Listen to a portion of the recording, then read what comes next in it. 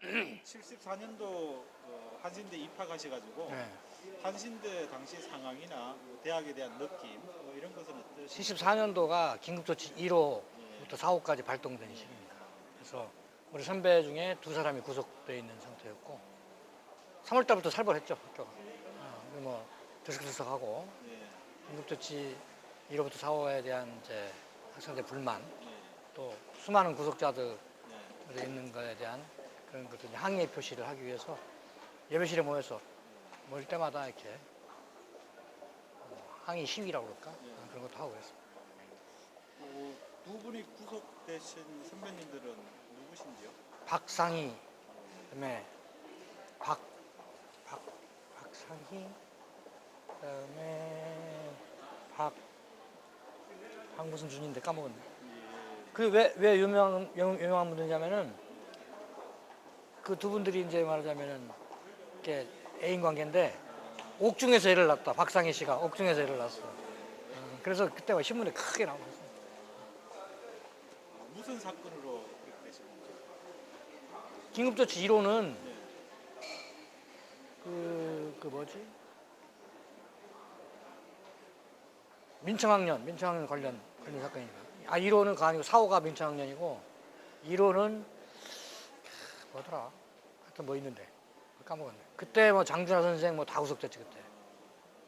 거기에 같이 이 2사람도 같이 다 잃어버렸네 이제 진짜 다 잃어버렸네. 그 한신대 학생운동의 좀 이래 흐름 뭐 이런 거에 대해서 좀 목사님 들으신 대로 좀 기억나시면. 그러니까 한신대 학생운동은 이제 말하자면 학생 수도 얼마 안 되고 신학과 학생들만 모여 있는 상태이기 때문에 신앙 고백을 위주로 우리 한국 신학대학의 신학을 바탕으로 한 신앙 고백 형태입니다.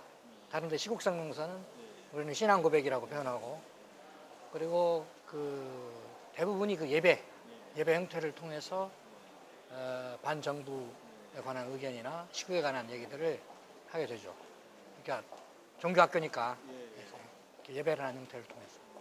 그리고 아주 다양하게 우리 시위가 뭐 이렇게 단순한 시위가 아니라 한 번은 뭐 장례식도 했다가 한 번은 뭐 연극도 했다가 판소리도 했다가 뭐 이렇게 다양한 형태로 아주 메뉴를 아주 다른 데는 그냥 편편일적인데 우리는 다양한 문화 활동과 함께 시위를 했는 그런 기억이 많이 납니다. 학생운동을 좀 이래 이끄신 뭐 위에 선배님들이나 그 중에 좀 기억에 남으시는 분들이 계신가요? 사실은 저는 굉장히 부끄럽습니다. 왜 그러냐면은 우리 위에 기수부터 학도국단이 생겼는데 그걸 거부를 하지 못하고 우리 친구들이 다 학도국단 단장 해먹고 그런 거에 대해서 굉장히 부끄럽게 생각합니다. 그래서 77년이 됐을 때 75 학번인 학도국단 이제 간부들을 맡게 됐어요.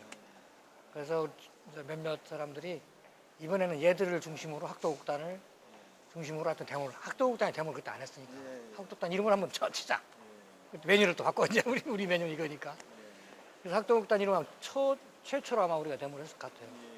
그랬고 그 다음에는 이제 그 4학년 된 우리 동기들이지. 우리 4학년 간부들을